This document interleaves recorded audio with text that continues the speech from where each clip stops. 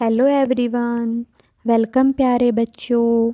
आप सभी का स्वागत है हमारे चैनल नगीन बेस्ट डिजिटल लर्निंग में।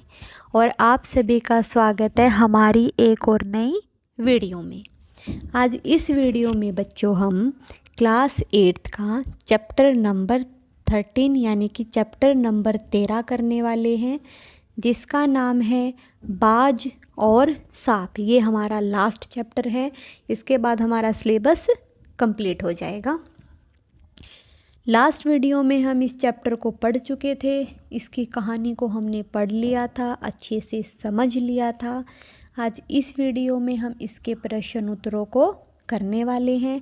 उससे पहले हम एक बार, अगर किसी बच्चे ने पिछली वीडियो नहीं देखी है, पिछली क्लास नहीं अटेंड की है, चैप्टर को नहीं पढ़ा है, तो एक बार मैं आपको इस वीडियो में एक स्टार्टिंग से स्टोरी बता देती हूँ, ताकि आपको वीडियो प्रश्न उत्तरों को करने में कोई दिक्कत ना आए, अच्छे से समझ में आ जाए। तो इसमें हमें लेखक ने बाज और सांप की कहानी के माध्यम से और समुद्र की लहरों के माध्यम से हमें अपने जीवन के बारे में कुछ प्रेरणा देते हुए कहा है कि हमें अपने जीवन में वीरता, स्वतंत्रता, आज़ादी और साहस के साथ रहना चाहिए। किसी भी हमें अपने लक्ष्य को या फिर मेहनत से उनको हमें पीछे नहीं छोड़ना चाहिए। बार बार प्रयासों के बाद हम अपनी कामयाबी को प्राप्त कर सकते हैं। तो चलिए बच्चों, इसमें हम प्रश्न उत्तरों को शुरू करते हैं। सबसे पहले हैं शीर्षक और नायक प्रश्न। तो चलिए बच्चों जानते हैं। और पहला प्रश्न है, लेखक ने इस कहानी का शीर्षक कहानी के 2 पात्रों के आधार पर रखा है। लेखक ने बाज और सांप को ही क्यों चुना?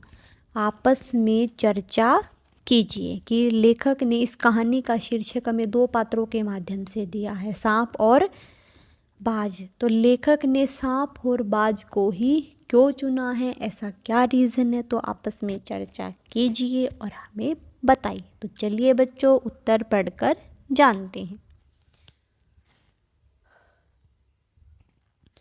इस कहानी के द्वारा लेखक ने जिंदगी में कुछ नया करने वालों और जिंदगी की एक चुनौती मानने वालों तथा जिंदगी में अपने भाग्य को ही सब कुछ मानने वालों की तुलना की है। किनकी की है? ज़िंदगी में जो कुछ नया करने वाले होते हैं, या फिर ज़िंदगी को जो एक चुनौती मानते हैं, या फिर ज़िंदगी को अपने भाग्य के रूप में ही सब कुछ मानते हैं। कोई होता है ना, किसी की भी अगर लाइफ में, किसी के भी जीवन में अगर कुछ होता है तो बोलते हैं ये इसकी किस्मत में था, जो किस्मत में होगा मिल जाएगा, जो भाग्य में होगा मिल जाएगा। या फिर जीवन को, अपनी ज़िंदगी को एक चुनौती मानते, काम के रूप में मानते कि हमारा जीवन, हमारा जो जन्म है, जो हमारा जीवन है, वो हमें सिर्फ ये काम करना है और इसके अलावा कुछ भी नहीं है। या फिर जो अपनी ज़िंदगी में कुछ नया करने वाले होते हैं, तो इन सभी की तुलना की है। एक और जहाँ सांप अपनी गुफा से खुश है और उसको ही अपने जीवन की बड़ी उपलब्धि मानता है, यानी कि वो अपनी गुफा में है, खुश है, संतुष्ट है, सुखी है। और वही दूसरी ओर बाज है जो आसमान की ऊंचाइयों को लगातार छूना चाहता है। तो इसलिए लेखक ने बाज और सांप को ही चुना है। ये था हमारा शीर्षक और नायक प्रश्न। आगे है बच्चों कहानी से प्रश्न, और इसमें हमारा पहला प्रश्न है, घायल होने के बाद भी बाज ने यह क्यों कहा, मुझे कोई शिकायत नहीं है? विचार प्रकट कीजिए। कि जब बाज घायल था तो उसने फिर भी कहा कि मुझे अपनी ज़िंदगी से कोई शिकायत, मुझे अपनी मौत से, अगर मेरी मृत्यु हो रही है, मुझे इस चीज़ का दुख नहीं है। तो उसने मुझे कोई शिकायत नहीं है, तो ऐसा क्यों कहा है? तो चलिए बच्चों उत्तर पढ़कर जानते हैं। बाज ने अपने जीवन में आसमान की ऊंचाइयों को छुआ, जीवन को भरपूर जिया और अब जीवन के आखिरी पड़ाव में घायल होने के बाद भी वह अपने जीवन से पूर्णतः संतुष्ट है। क्यों संतुष्ट है वो? क्योंकि उसने आसमान की ऊंचाइयों को छुआ है और अपने जीवन को भरपूर पूरे आनंद के साथ जिया है। अब वह अपने इस जीवन के आखिरी समय में भी घायल होने के बाद भी अपने जीवन से पूरी तरह संतुष्ट है। इसलिए उसने कहा है कि मुझे कोई भी शिकायत नहीं है। ये था हमारा प्रश्न नंबर 1। अब चलते हैं बच्चों प्रश्न नंबर 2 पर। बाज जिंदगी भर आकाश में ही उड़ता रहा, फिर घायल होने के बाद भी वह उड़ना क्यों चाहता था? लेकिन जब तक वो पैदा हुआ था तब से लेकर और मरने के समय तक वो जिंदगी भर आकाश में ही उड़ता रहा है। फिर घायल होने के बाद भी वह उड़ना क्यों चाहता है? तो चलिए उत्तर पढ़कर जानते हैं। वह घायल होने के बाद भी उड़ना चाहता है क्योंकि वह अपने जीवन का एक पल भी नष्ट नहीं करना चाहता, अपने जीवन का एक पल भी खराब नहीं करना चाहता और अंतिम समय में एक बार फिर आकाश की ऊंचाइयों को छूना चाहता है। वो चाहता है कि मैं मरने से पहले अपने अंतिम समय में भी एक बार आकाश की ऊंचाई को छू लूं। ये था हमारा प्रश्न नंबर 2। अब चलते हैं बच्चों प्रश्न नंबर 3। सांप उड़ने की इच्छा को मूर्खतापूर्ण मानता था, फिर उसने उड़ने की कोशिश क्यों की? यानी कि सांप सभी पक्षियों को मूर्ख समझता है, उड़ने की इच्छा को मूर्खता समझता है, तो फिर सांप ने उड़ने की कोशिश क्यों की है? तो चलिए बच्चों उत्तर पढ़कर जानते हैं। सांप अपने आप को पूर्ण और संतुष्ट मानता था, यानी कि सांप अपने आप को पूर्ण और संतुष्ट मानता था और आसमान में उड़ना मूर्खतापूर्ण मानता था और आकाश में उड़ना एक मूर्ख काम समझता था। फिर भी बाज के कहने पर उसने आसमान में उड़ने की कोशिश की और नीचे आ गिरा। वह मरते मरते बचा। उसे लगा बाज तो मूर्ख था, मैं उसकी बातों में आकर मरते मरते बचा हूँ, क्योंकि उसे ये नहीं पता था कि उसका जो शरीर है वो प्रकृति ने उड़ने के लिए नहीं बनाया है। इसलिए वो उनके उड़ने की, क्योंकि वो उड़ना चाहकर भी उड़ नहीं पा रहा था, तो इसलिए उसने उड़ने की क्रिया को वो मूर्खता समझता है। ये था हमारा प्रश्न नंबर 3। आगे चलते हैं बच्चों प्रश्न नंबर 4 पर। बाज के लिए लहरों ने क्यों गीत गाया था? या जब समुद्र की लहरों ने बाज के लिए गीत क्यों गाया था? तो चलिए बच्चों उत्तर पढ़कर जानते हैं। बाज के लिए लहरों ने गीत इसलिए गाया क्योंकि उसने अपने जीवन के आखिरी क्षणों में भी पूरा उत्साह दिखाया था, क्योंकि बाज को पता था कि वो पूरी तरह से घायल है, अब वो नहीं उड़ पाएगा, लेकिन उसने अपनी बहादुरी और साहस के साथ उड़ने की कोशिश की, लेकिन वो नहीं उड़ पाया। तो इसलिए उसकी साहस को देखते हुए, उसके उत्साह को देखते हुए लहरों ने बाज के लिए गीत गाया। ये था हमारा प्रश्न नंबर 4। आगे चलते हैं प्रश्न नंबर 5 पर। घायल बाज को देखकर सांप खुश क्यों हुआ होगा? सांप और बाज दोनों ही परम शत्रु होते हैं, यानी कि एक दूसरे के दुश्मन होते हैं। बाज सांप को देखते ही खा जाता है। घायल बाज को देखकर सांप इसलिए मुस्कुराया होगा क्योंकि अब वह उसके लिए नुकसानदायक नहीं है, क्योंकि उसको पता है कि बाज अब घायल है, वो उसको नहीं खा सकेगा, उसको कोई भी नुकसान नहीं पहुंचा सकेगा। ये थे हमारे कहानी से प्रश्न। आगे है बच्चों कहानी से आगे के प्रश्न, और उसमें कहानी से आगे के प्रश्नों में हमारा पहला प्रश्न है, कहानी में से वे पंक्तियाँ चुनकर लिखिए, यानी कि वे लाइनें, वे पंक्तियाँ चुनकर लिखिए जिसमें स्वतंत्रता की प्रेरणा मिलती है। तो चलिए उत्तर पढ़कर जानते हैं। बाज में एक नई आशा जग उठी। वह दूने उत्साह से अपने घायल शरीर को घसीटता हुआ चट्टान के किनारे तक खींच लाया। खुले आकाश को देखकर उसकी आंखें चमक उठी। उसने एक गहरी लंबी सांस ली और अपने पंख फैलाकर हवा में कूद पड़ा। तो ये ऐसी कुछ पंक्तियां हैं जिन्हें हमें स्वतंत्रता की प्रेरणा मिलती है। देखो, बाज में एक नई आशा जग उठी। वैसे उसे पता था वो घायल है, लेकिन फिर भी उसने एक आशा जगाई, तो वो भी क्या है कि वो स्वतंत्र होना चाहता है।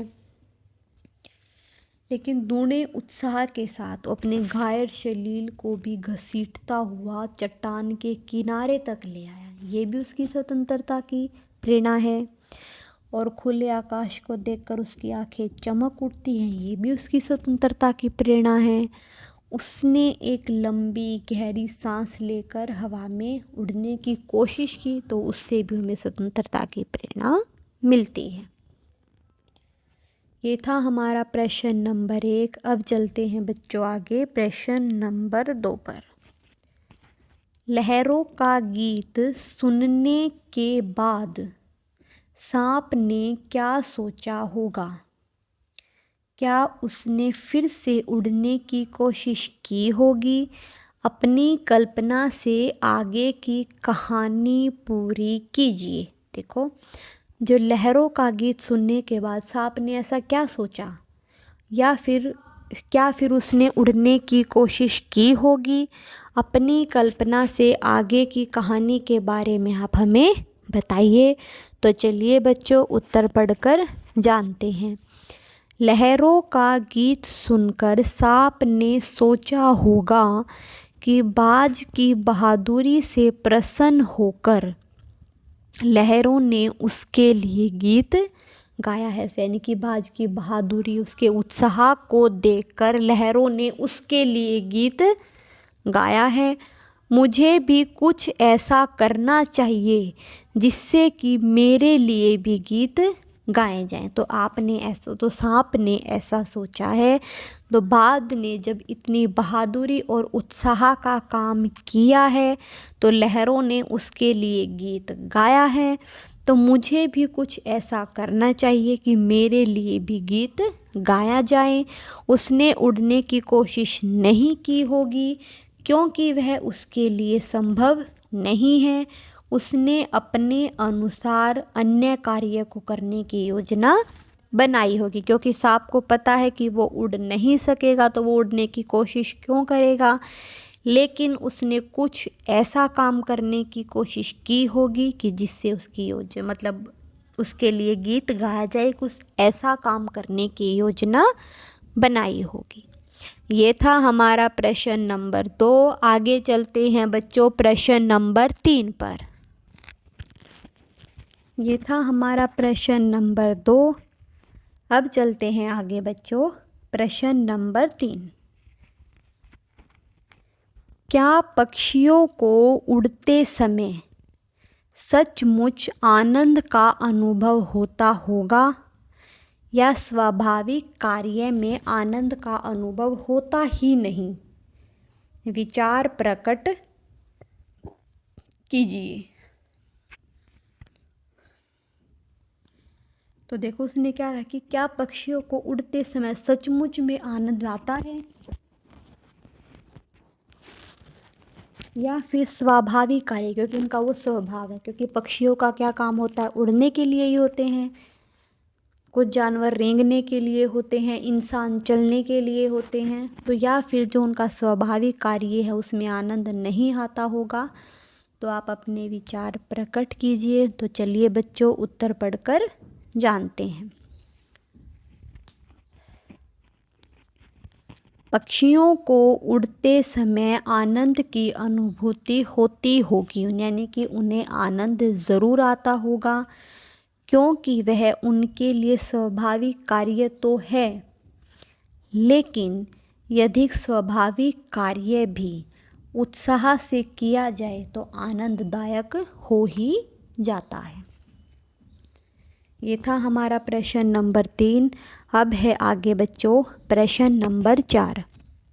मानव ने भी हमेशा पक्षियों की तरह उड़ने की इच्छा की है, यानी कि मनुष्य ने भी हमेशा पक्षियों की तरह उड़ने की इच्छा की है। आज मनुष्य उड़ने की इच्छा किन साधनों से पूरी करता है? लेकिन आज जो मनुष्य उड़ने की इच्छा वो किन साधनों से पूरी करता है? तो चलिए बच्चों उत्तर पढ़कर जानते हैं। मानव ने पक्षियों को उड़ते देखकर उनकी तरह ही उड़ने की इच्छा जताई होगी, तभी तो उसने अपनी इस इच्छा की पूर्ति के लिए हवाई जहाज का आविष्कार किया और उसी के द्वारा वह अपनी उड़ने की इच्छा को पूरी करने लगा। ये था हमारा प्रश्न नंबर 4। आगे है बच्चों अनुमान और कल्पना के प्रश्न।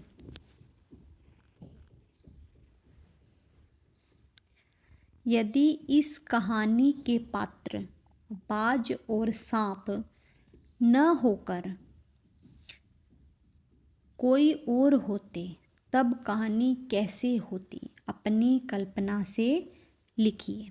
देखिए कहानी में बाज और सांप न होकर कोई अन्य पात्र होता तो कहानी उतनी प्रभावित नहीं होती, क्योंकि इनके माध्यम से लेखक ने मानसिक सोच में अंतर दिखाया है। उनकी जो अंदर की उनके जो मन की सोच थी उनमें अंतर दिखाया है, जो कि बाज और सांप के द्वारा ही संभव है। क्योंकि सांप का क्या सोचना है कि वो गुफा में ज़मीन पर रहकर ही खुश है, सुरक्षित है और संतुष्ट है, और बाज आकाश की अपने मृत्यु के समय में भी घायल होने के बाद भी ऊंचाइयों को छूना चाहता है, लेकिन सांप बिल्कुल स्वस्थ और ठीक होने के बाद भी उस बदबूदार गुफा में रहना ही सुखी जीवन समझता है।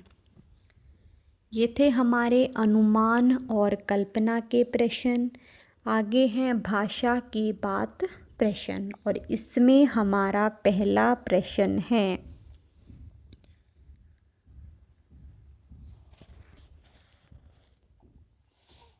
कहानी में से अपनी पसंद के 5 मुहावरे चुनकर उनका वाक्यों में प्रयोग कीजिए। देखिए कहानी में से आपको कोई भी 5 मुहावरे छांटने हैं और उनके ऊपर वाक्य बनाने हैं। तो चलिए उत्तर पढ़कर जानते हैं कि कौन से मुहावरे हैं और हमें उनके ऊपर क्या वाक्य बनाने हैं। भाप लेना। भारतीय फौज ने, भाप लेना का मतलब क्या होता है, किसी के इरादों को समझ लेना, उनकी मन की बातों को, उनके काम को समझ लेना कि ये इंसान अब क्या करने वाला है। भाप लेना यानी कि उसके इरादों को समझ जाना। भारतीय फौज ने दुश्मन के इरादों को पहले ही भाप लिया था। भाप लेना का मतलब क्या होता है, समझ जाना, उसके इरादों को, उसके इशारों को समझ जाना। हिम्मत बांधना यानी कि किसी को हौसला देना, साहस देना, उत्साह देना। हिम्मत बांधना का मतलब क्या होता है, हौसला देना। सांप ने घायल बाज की हिम्मत बंधाई यानी कि सांप ने घायल बाज को हौसला दिया। तीसरा है अंतिम सांस लेना, मरते समय यानी कि मरने से जो थोड़ी देर पहले का समय होता है, यानी कि मृत्यु का जो समय होता है। घायल बाज अपनी अंतिम सांसें लेने लगा। चौथा है प्राण हथेली पर रखना, मरने के लिए तैयार रहना। प्राण हथेली पर रखने का क्या मतलब है, मरने के लिए तैयार रहना। सेना के जवान अपने प्राण हथेली पर लेकर चलते हैं यानी कि मरने के लिए हमेशा तैयार रहते हैं। वो अपने देश की रक्षा के लिए हमेशा तैयार रहते हैं, उन्हें अपनी मृत्यु से कोई भी डर नहीं लगता है। मन में आशा जागना यानी कि उम्मीद पैदा होना। मन में आशा जागने का क्या है, उम्मीद पैदा होना। सांप के बार बार कहने पर बाज के मन में भी आशा जाग गई। ये था हमारा प्रश्न नंबर 1। अब चलते हैं बच्चों प्रश्न नंबर 2। आराम देह शब्द है एक, यानी कि आराम देह शब्द में देह क्या है, प्रत्यय है। जैसे कि मैंने आपको पहले भी बताया है, बहुत कई सारे चैप्टरों में आए हैं ये उपसर्ग और प्रत्यय। जब किसी शब्द के पीछे हम कोई भी शब्द और जोड़ देते हैं तो वो हमारा क्या होता है, प्रत्यय होता है। लेकिन अब हम किसी शब्द के आगे कोई एक और शब्द जोड़ देते हैं वो हमारा क्या होता है, उपसर्ग होता है। जब हम किसी शब्द के पीछे कोई एक शब्द जोड़ देते हैं वो हमारा क्या होता है, प्रत्यय होता है। यहाँ देह कौन है, देने वाला, आराम देने वाला, आराम देह के अर्थ में प्रयुक्त है। देने वाला के अर्थ में द, प्रद, दाता, दाई आदि शब्दों का भी प्रयोग किया जा सकता है। जैसे कि सुखद, सुखदाता, सुखदाई, सुखप्रद, इन सभी का मतलब तो एक ही है, इन सभी का अर्थ तो एक ही है, लेकिन इनके नाम अलग अलग हैं। नाम क्या है इनके, अलग अलग है, लेकिन इन सभी का मतलब एक ही है। तो उपयुक्त समानार्थी प्रत्यय को लेकर दो दो शब्द बनाएं। तो आपको ये दिए गए थे जैसे कि द, प्रद, दाता और दाई आदि आपको शब्द दिए गए हैं। इन सभी का प्रयोग करके आपको शब्द बनाने हैं, दो दो शब्द बनाने हैं। प्रद से भी आपको दो शब्द बनाने हैं, दाता से भी आपको दो शब्द बनाने हैं, दाई से भी आगे आपको दो शब्द बनाने हैं और द से भी आगे आपको दो शब्द बनाने हैं। प्रद के आगे भी आपको कोई शब्द जोड़कर उससे दो शब्द बनाने हैं, दाता के आगे भी आपको कोई शब्द जोड़कर उससे दो शब्द बनाने हैं, दाई से आगे भी शब्द जोड़कर आपको उससे दो शब्द बनाने हैं और द के आगे भी दो शब्द जोड़कर उससे हमें दो शब्द बनाने हैं। देखो जानते हैं प्रद, प्रद से क्या बनेगा, हानिप्रद और लाभप्रद, और भी बहुत सारे शब्दों को हम बना सकते हैं। आगे है दाता, अन्नदाता, प्राणदाता, अन्नदाता और प्राणदाता और भी हम बहुत सारे शब्दों को बना सकते हैं, जैसे कि आपने ऊपर देखा था सुखदाता, जीवनदाता, यानी कि इससे हम अनेक सारे शब्दों को बना सकते हैं। आगे है दाई, सुखदाई, दुखदाई, और भी अन्य हम अनेक शब्दों को बना सकते हैं। आगे है द, दुखद और सुखद, दुखद और सुखद, यानी कि हम और भी कई शब्दों को बना सकते हैं। इसी के साथ हमारा ये प्रश्न समाप्त हो गया और इसी के साथ हमारा ये पाठ भी समाप्त हो गया। इस वीडियो के लिए इतना ही। चैप्टर समझ में आया हो तो प्लीज़ लाइक शेयर कमेंट ज़रूर करें। वीडियो भी अच्छी लगी है तो प्लीज़ लाइक शेयर कमेंट ज़रूर करें। Thank you. Have a nice day.